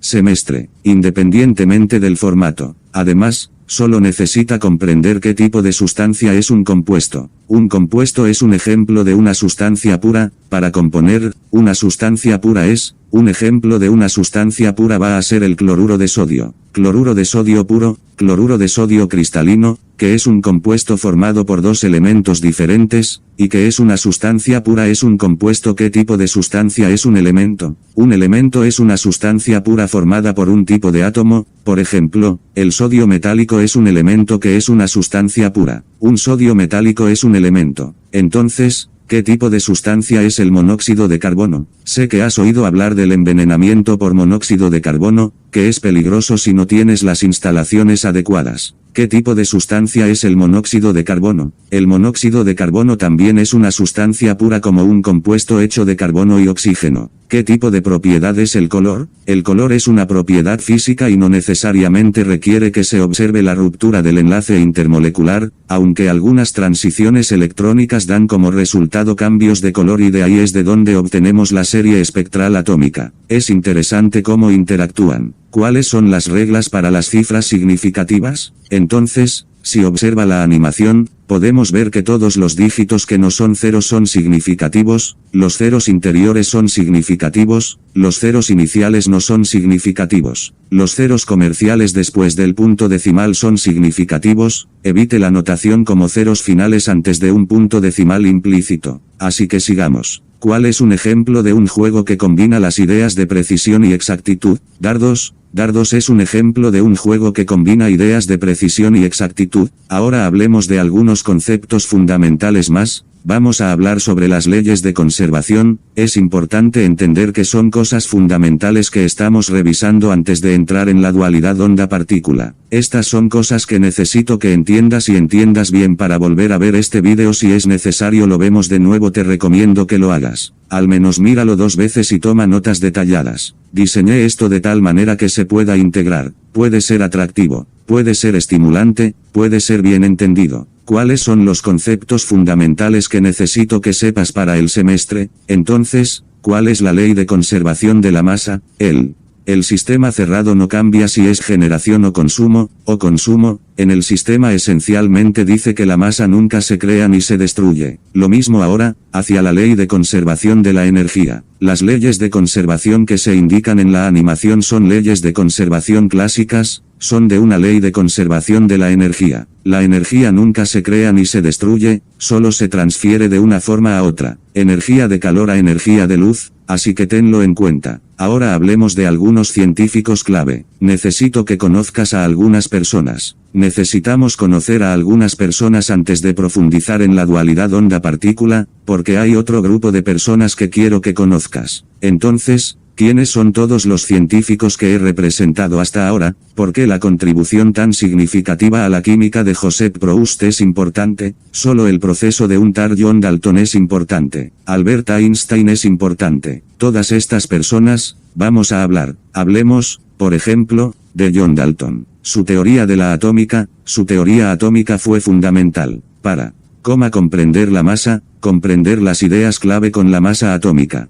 A pesar de que tuvo que ser refinado, sus ideas fueron fundamentales, ya sea del fundador original o de la persona original que describió las unidades de composición de la materia, John Dalton. Es importante, así que era la ley de las proporciones definidas y aquí es donde entra en juego Joseph Proust. La ley de las proporciones definidas se refiere a la composición de las sustancias y establece clásicamente que los compuestos específicos siempre están hechos de los mismos elementos en la misma proporción. Esto es cierto. El H2O es H2O, tiene una proporción definida, 2 moléculas, 2 átomos en lugar de hidrógeno con un átomo de oxígeno, y usted ve esto en la ecuación química balanceada. La ecuación química balanceada es una prueba positiva de que la ley de proporciones definidas es cierta en muchos casos y en todos los casos. A este nivel, se encontraba la ley de las proporciones múltiples. Aquí es donde entra John Dalton. La ley de las proporciones múltiples básicamente establece que dos átomos C y D cuando se combinan para formar un compuesto, la proporción de D al compuesto en el compuesto en lugar de la proporción de D en el otro compuesto será una relación definida. Entonces, por ejemplo, hagamos esto más concreto, es la ley de las proporciones múltiples, básicamente son dos de ellas. Entonces, hablemos de hidrógeno y oxígeno porque piensen en eso, cuando se combinan para formar un compuesto de agua, la proporción de oxígeno en el compuesto 1 y la proporción de oxígeno en otro compuesto sería una proporción definida. Por ejemplo, la relación de oxígeno en agua a la relación de oxígeno en óxido de magnesio sería una relación definida, sería 1 a 1. ¿Qué hizo que la teoría atómica de Dalton fuera significativa? Entonces, Dalton, como puede ver en el gráfico, algunas de sus ideas han sido refinadas. Cada elemento está compuesto de pequeñas partículas llamadas átomos, todos los átomos del mismo elemento tienen la misma masa. Los átomos se combinan en proporciones simples de números enteros para formar compuestos, y dijo que los átomos de un elemento no pueden convertirse en otros átomos de otro elemento. Ahora sabemos que esa no es la historia completa. El cuarto inquilino de esto, la teoría atómica de Dalton, no es la historia completa porque, como aprendimos más tarde, después de John Dalton, con la familia Curie, Marie Curie, Pierre Curie y su hija Irene Joliot Curie, aprendimos que hay una cosa llamada transmutación, en la que un elemento se convierte en otro elemento y eso involucra radiactividad o decaimiento radiactivo, pero sigamos. Mantengamos el panorama general en mente. ¿Qué hizo que su teoría atómica fuera significativa? Sus ideas han sido ajustadas, pero su teoría es significativa, porque aunque se hicieron algunos cambios, su trabajo sentó buenas bases para la investigación química en ese momento y hoy, y la comprensión de las reacciones químicas. Damas y caballeros, esto demuestra la naturaleza iterativa de la ciencia, que estamos aprendiendo constantemente y desarrollando nuevas ideas utilizando un método científico dinámico. ¿Quién fue J.J. Thomson? Mira, ahora estamos hablando de personas, estas son personas que debes conocer, personas que necesita conocer, de las que necesita hablar, de las que necesita hablar con sus colegas. Tienes que entender lo que hicieron. ¿Quién es J.J. Thomson y cuáles fueron algunos de sus hallazgos experimentales sobre los rayos catódicos? J.J. Thomson, que ha trabajado con rayos catódicos hasta el descubrimiento del electrón, fue un físico inglés que hizo profundos descubrimientos sobre los rayos catódicos y condujo al descubrimiento del electrón. También propuso el modelo de pudín de ciruelas en el que planteó la hipótesis de que los electrones cargados negativamente con pequeñas partículas se mantienen dentro de un repuesto cargado positivamente a través de la electrostática. Por lo que se describe, propuso el modelo de pudín de ciruelas, que es una idea común que se le presenta cuando es la primera vez discutiendo las propiedades periódicas. Él también, su trabajo, condujo al descubrimiento del electrón. También está el trabajo de Robert Millikan y su experimento de la gota de aceite, que ayudó a determinar la carga fundamental de un solo electrón. Entonces, ¿quién fue Marie Curie? Marie Curie es una científica importante que todos deberían conocer. Ella fue una científica que ganó 2 premios Nobel y su esposo y sus hijos también ganaron un premio Nobel. El trabajo de la familia Curie sobre la radiactividad condujo a muchos avances e identificación de partículas alfa, partículas beta y rayos gamma. Ganó 2 premios Nobel de Química y no olvidemos el trabajo de Rutherford,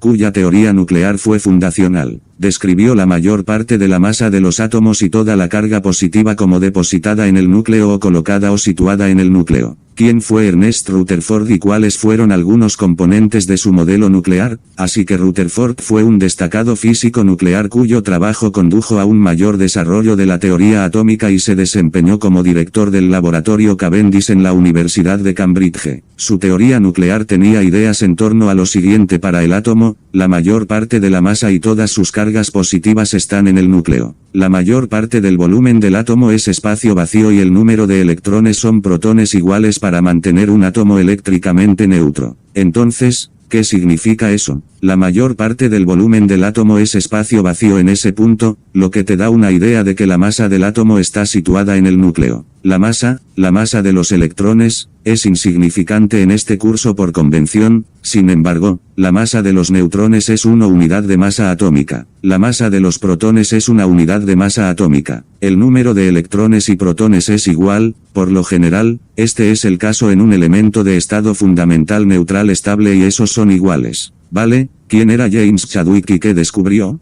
James Chadwick fue un físico británico que observó que la masa del átomo que no se tenía en cuenta se debía a los neutrones dentro del núcleo. Su trabajo condujo al descubrimiento de los neutrones. Entonces, ¿cuál es la masa de un protón y cuál es su carga? Tómate unos segundos, adivina. Piensa en ello. La masa de 1.67 x 10⁻27 kilogramos o una unidad de masa atómica. Podemos discutir la relación entre los kilogramos y las unidades de masa atómica en una sesión de resolución de problemas. Recuérdame también que un protón tiene una carga relativa positiva, más 1. ¿Cuál es la masa de un electrón y cuál es su carga? Los electrones tienen una masa de 9.1 x 10⁻31 kilogramos o 5.5 por 10 elevado a menos 4, 5.5 x 10⁻4, unidades de masa atómica. También un electrón tiene una carga relativa de. Entonces, ahora quiero centrarme en algunas ideas de esta animación. Ahora Niels Bohr fue muy importante. Fue muy importante en la química. Su idea de la espectroscopia atómica implicaba el estudio de la radiación electromagnética emitida y absorbida por los átomos. Postuló que cada estado estacionario u órbita son fijos o cuantizados. Entendió que los electrones tienen estabilidad y cuando la transición entre las órbitas se emite o se absorbe la radiación. Aunque su modelo fue inicialmente exitoso, no fue una explicación completa. Eso fue reemplazado por una teoría de física cuántica más desarrollada, que abordaba la dualidad onda-partícula, y eso es muy importante. Eso nos lleva a la idea de la dualidad onda-partícula. Entonces, ¿cuál es la masa de un neutrón o cuál es su carga? Justo antes de que hagamos la transición a la dualidad onda-partícula, sigamos repasando algunos conceptos fundamentales. La masa del neutrón. Un neutrón tiene una masa de 1.67 x 10⁻27 kilogramos o una unidad de masa atómica. Además, un neutrón tiene más bien una carga relativa de 0. ¿Cuáles son los símbolos para el número atómico y la masa atómica? El símbolo para el número atómico es Z y el símbolo para la masa atómica es A, así que ahora analicemos la idea de la dualidad onda-partícula. Entonces, antes de llegar a la dualidad onda-partícula, quiero presentarles el experimento mental del gato de Schrödinger. Antes de que lleguemos a la dualidad de partículas, quiero presentarles eso, y luego discutiremos la dualidad de partículas de onda. Pero en realidad, antes de mostrarles las imágenes y describirlas en el formato, solo lo discutimos, me gustaría mostrarles un texto de referencia que pueden usar mientras realizan sus estudios. Así que esto es LibreTexts de Química y este es un recurso muy bueno para los estudiantes. LibreTexts de Química le brinda una variedad de libros de texto diferentes y recursos que puede usar para empoderarse para aprender. Así que este es el experimento del gato de Schrödinger y básicamente te da una idea de la extrañeza cuántica o la idea de que el comportamiento de la mecánica cuántica es extraño. Introduce la idea de que las cosas, que hay igual probabilidad de que ocurran los eventos, pero bajo la observación, uno es definido o uno es más discreto, uno es discretamente conocido bajo la observación, es realmente conocido y observado. Entonces, volvamos al PowerPoint. Ahora quiero que mire este vídeo y voy a apagar mi cámara, le permitiré ver el vídeo y luego continuaremos con la conferencia después de los dos vídeos. En Bruselas y vino aquí y fue admitido ese día como el 9 de noviembre de 1933 el gran físico austriaco Erwin Schrödinger vino a esta sala oficina donde trabajo la oficina del presidente de Magdalen College. Schrödinger había estado en la conferencia de Solvay en Bruselas y vino aquí y fue admitido ese día como becario de Magdalen College usando frases en latín que usamos hasta el día de hoy. Después de la ceremonia en esta sala sonó el teléfono y era de los tiempos de Londres y los tiempos de Londres decían que Schrödinger acababa de recibir el premio Nobel, por lo que se escuchó que había ganado el premio Nobel en esta sala y al día siguiente en los tiempos y los periódicos del Telégrafo decían que Schrödinger de la Universidad de Oxford había ganado el premio Nobel a pesar de que en realidad había trabajado antes en la Universidad de Berlín. ¿Por qué ganó Schrödinger el premio Nobel? Bueno, fue por un artículo que escribió en 1926 cuando presentó su famosa ecuación de Schrödinger. Hasta ese momento, la teoría para explicar la energía de los electrones en los átomos realmente se debió al famoso físico Niels Bohr, quien propuso una teoría para explicar el espectro del átomo de hidrógeno, el espectro electrónico del átomo de hidrógeno y ajustando él. Pero la teoría de Bohr no funcionó muy bien para otros átomos o incluso para moléculas, no parecía ser general. Lo que hizo Schrödinger es que ideó una ecuación general que funcionó para el átomo de hidrógeno y funcionó para predecir no solo los niveles de energía del átomo de hidrógeno, sino también las intensidades de las líneas espectrales. Ya sea que estas líneas en el espectro sean intensas o no, él podía predecir esa intensidad y eso era nuevo. Ni siquiera sus colaboradores o las personas que compiten con él como Heisenberg sabía cómo hacer eso y Schrödinger lo hizo con su ecuación y luego Schrödinger en el mismo año se dio cuenta de que podía aplicar su ecuación no solo a los niveles de energía electrónica del átomo de hidrógeno sino a otros problemas como la vibración de un oscilador armónico como a la rotación de una molécula diatómica. La misma ecuación se podía aplicar y daba los resultados que concordaban con los experimentos para ese tipo de problemas y luego Schrödinger se dio cuenta de que su ecuación también se podía adaptar no solo para procesos simples sino también para procesos que dependen del tiempo, de modo que de hecho, hay dos ecuaciones de Schrödinger, lo que se llama la ecuación independiente del tiempo y la ecuación dependiente del tiempo, pero la razón por la que la ecuación se volvió tan significativa es que, de repente, muchos científicos de todo el mundo se dieron cuenta de que no solo funcionaba para el átomo de hidrógeno para el que funcionaba todos los átomos y todas las moléculas en principio y eso significa que tenía aplicaciones notables para casi todo lo que puedes ver depende de los átomos y las moléculas y la ecuación de Schrödinger se puede usar para calcular todas sus propiedades y si resuelves esta ecuación con mucha precisión obtienes esencialmente la respuesta correcta así que fue una teoría muy poderosa que surgió del gran trabajo de Schrödinger en 1926 para todos los átomos y moléculas. Ahora el problema es que, aunque su ecuación era bastante complicada matemáticamente y muy difícil de resolver para algo más complicado que el átomo de hidrógeno, incluso para el átomo de helio implicó una integración y una diferenciación bastante difíciles y así sucesivamente, por lo que realmente no cambió tanto la ciencia en los primeros días.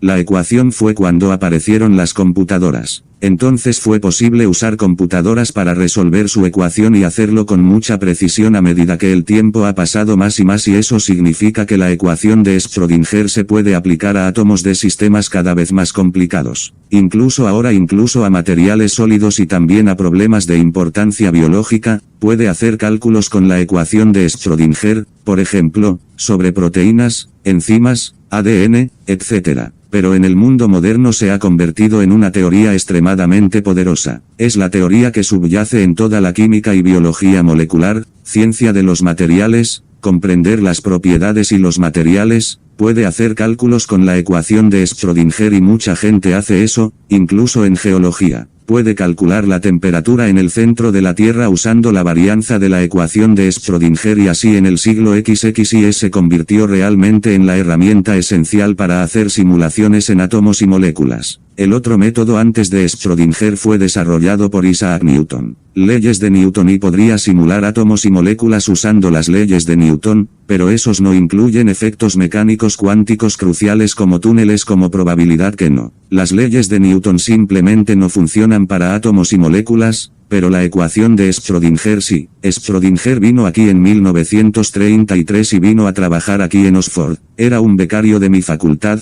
dio una conferencia en la Universidad de Oxford sobre la teoría cuántica, pero no estaba muy contento aquí. Tenía un puesto que era casi como un asistente postdoctoral después de ser un profesor destacado en la Universidad de Berlín, tenía un nombramiento que se renovaba cada año financiado por ICT Chemical Company, por lo que no estaba muy contento y estuvo aquí solo por 3 años y extrañaba a sus grandes amigos en Berlín, era muy amigo de Max Planck. Quien era la persona quien descubrió la teoría cuántica era muy amigo de Einstein quien también estaba en Berlín en los años 20 extrañaba a sus amigos y al final no estaba contento aquí y después de 3 años decidió regresar a su país de origen, Austria donde estaba le dieron una cita en la Universidad de Graz en Austria y también otra cita en la Universidad de Viena y allí fue donde Schrödinger se fue de Berlín en 1933 porque no estaba muy contento con la política que estaba sucediendo en Alemania en ese momento la ciencia ciencia y la política en esos días estaban realmente entremezcladas, no le gustaba lo que hacían los nazis, así que vino a Oxford, pero luego cometió el gran error de ir a Austria y no se dio cuenta de que iba a haber problemas en Austria porque las tropas de Hitler entraron en 1938 y Schrödinger tuvo que escapar de Austria, así que ahora continuaremos con la conferencia. Gracias el segundo vídeo 2 y luego continuaremos con la conferencia. El físico austriaco Erwin Schrödinger es uno de los fundadores de la mecánica cuántica, pero es más famoso por algo que en realidad nunca hizo. Un experimento mental con un gato que imaginó tomando un gato y colocándolo en una caja sellada con un dispositivo que tenía un 50 de posibilidades de matar el gato en la próxima hora. Al final de esa hora preguntó cuál es el estado del gato. El sentido común sugiere que el gato está vivo o muerto, pero Schrödinger señaló que, de acuerdo con la física cuántica, en el instante anterior a que se abra la caja, el gato está vivo y muerto en partes iguales al mismo tiempo. Es la mitad de la otra. Esto parece absurdo, lo cual era de Schrödinger. En ese momento encontró la física cuántica tan filosóficamente inquietante que abandonó la teoría que había ayudado a hacer y se dedicó a escribir sobre biología por absurdo que parezca, aunque el gato de Schrödinger es muy real. De hecho, es esencial si no fuera posible que los objetos cuánticos sean en dos estados a la vez. La computadora que está usando para ver esto no podría existir. El fenómeno cuántico de superposición es una consecuencia de la naturaleza dual de partículas y ondas de todo. Para que un objeto tenga una longitud de onda debe extenderse sobre alguna región del espacio, lo que significa que ocupa muchas posiciones al mismo tiempo. La longitud de onda de un objeto limitado a una pequeña región del espacio no se puede definir perfectamente, por lo que existe en muchas longitudes de onda diferentes al mismo tiempo. No vemos estas propiedades de onda para los objetos cotidianos porque la longitud de onda disminuye a medida que aumenta el impulso y un dato es relativamente grande y pesado. Si tomáramos un solo átomo y lo hiciéramos del tamaño del sistema solar, la longitud de onda de un dato huyendo de un físico sería tan pequeña como un átomo dentro de ese sistema solar que es demasiado pequeño para detectarlo, por lo que nunca veremos el comportamiento de onda de un dato.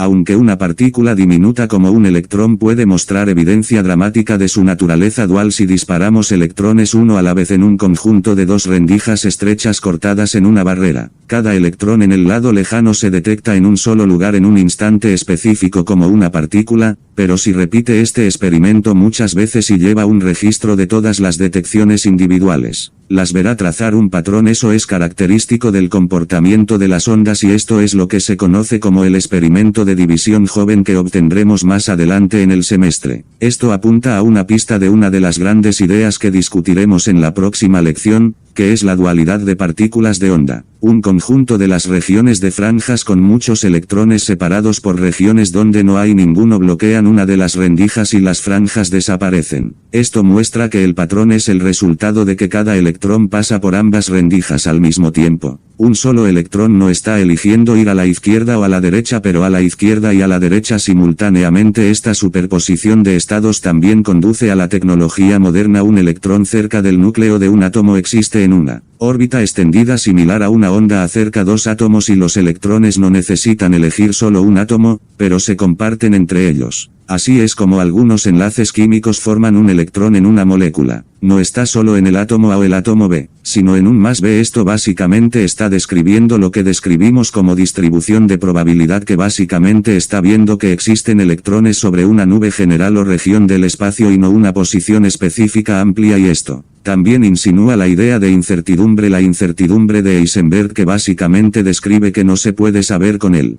momento de un electrón en un punto específico en el tiempo, pero el mismo nivel de precisión entre un gran número de átomos al mismo tiempo. Los electrones en un sólido no están ligados a un átomo en particular, sino compartidos entre todos ellos, extendiéndose sobre un amplio rango de espacio. Esta gigantesca superposición de estados determina la forma en que los electrones se mueven a través del material, ya sea un conductor, un aislante o un semiconductor. Comprender cómo se comparten los electrones entre los átomos nos permite controlar con precisión las propiedades de los materiales semiconductores como el silicio, combinando diferentes semiconductores de la manera correcta nos permite hacer transistores en una pequeña escala, millones en un solo chip de computadora. Esos chips y sus electrones dispersos alimentan la computadora que está usando para ver este vídeo. Un viejo chiste dice que Internet existe para permitir el intercambio de vídeos de gatos en un nivel muy profundo, aunque Internet debe su existencia a un físico austriaco y su gato imaginario. Así que, damas y caballeros, esta es una descripción del experimento mental de gato más corto que discutiremos antes de que termine la conferencia. A YouTube y obtenga más de estos vídeos de tenis. Si encuentra un vídeo que cree que es beneficioso para la clase, puede enviarme un correo electrónico con un enlace y lo haré. Si es un vídeo educativo apropiado, educación en un vídeo apropiado para la edad, lo miraré y determinar si es apropiado para la discusión de la clase en ese momento. Así que volvamos a la lección. Justo antes de que concluyamos, quiero discutir durante este experimento y luego concluiremos esta lección por hoy. Por si acaso no entendí la primera vez, quiero explicártelo a partir de las animaciones que acabo de diseñar para esta clase, así que con esto estamos seguros de que simplemente no puedes experimentar en el experimento mental. Pones un gato en la cámara de acero, divertido experimento, y todo este escenario es solo una imaginación, o un experimento imaginario en la cámara. Hay material radiactivo y el mecanismo de la emisión de una partícula energética como uno de los átomos radiactivos. Un martillo rompe un contenedor de veneno y resulta de el gato muerto. Sí, esto es increíble. Si no pueden, si las cámaras se cierran y no observas lo que está pasando, existe la misma probabilidad de que tanto el gato esté muerto como el gato esté vivo en virtud del sistema que se está observando. Así que hagamos esto, analicemos este experimento mental. Entonces, comencemos imaginando que hubo un derrame de petróleo y playa sobre el Inagua, las áreas encerradas por una cerca de cuidado de sus asuntos, por lo que debe ingresar al área para observar qué sucede. Si el flamenco en el área bebe del estanque, el flamenco morirá en el área. Si no está presente para observar lo que ocurre en el área del estanque y el área del estanque está encerrada, el flamenco tiene la misma probabilidad de estar vivo y muerto en virtud del hecho de que no se observa el sistema. Entonces, ¿a qué apunta esto? Que no se pierda en los detalles. ¿A qué apunta esto? Transferencia para comprender el comportamiento macroscópico. Hay incertidumbre e indeterminación. Sí, un área de electrones es extraña y, como concluimos, quiero recordarles que muchos de estos científicos se reunieron en una conferencia específica llamada Conferencia Solvay, donde se reúnen muchos físicos brillantes. Y si mire la imagen, hay una imagen característica de muchos de los científicos, en la que están en respuesta. Fotografía. Albert Einstein tiene que traer a todos los demás, y esos son el tipo de conferencia. En la próxima clase, discutiremos la dualidad onda-partícula y otros científicos una vez más. Gracias de nuevo, estoy emocionado de enseñarles el semestre, espero que puedan lograr mucho, aprendan mucho. Recuerden, espero que sean trabajadores, éticos y responsables. Recuerde que no está solo, estamos juntos en esto. Esta es una comunidad académica. Sin embargo, usted es responsable de ser trabajador ético y podría alentar a los científicos potenciales a inspirarse. Y nos vemos la próxima vez para la clase de Química General 1. Aquí está el final de la conferencia.